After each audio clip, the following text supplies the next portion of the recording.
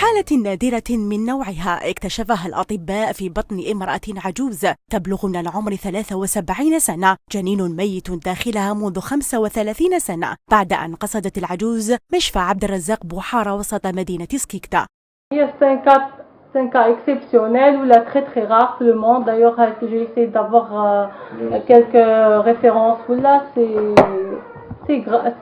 c'est rare, mais ça existe. Ça a été vu quelques cas pour le monde.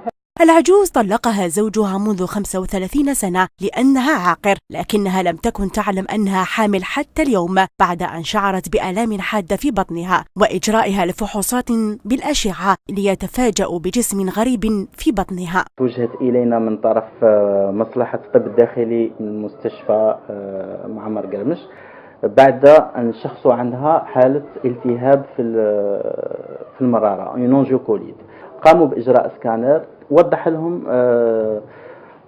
صورة غريبة هي تمثل في جنين في وضع خارج الرحم بصفة متحجرة، يمكن يكون هنا في الموضع هذا منذ أكثر من 30 سنة. إذن هي حالة نادرة لم تشهدها الجزائر من قبل، تضع الأطباء أمام تحدي كبير في عملية معقدة لإخراج الجنين الميت منذ 35 سنة من بطن أمه ذات 73 سنة، فهل سينجح أطباؤنا في عمليتهم الجراحية؟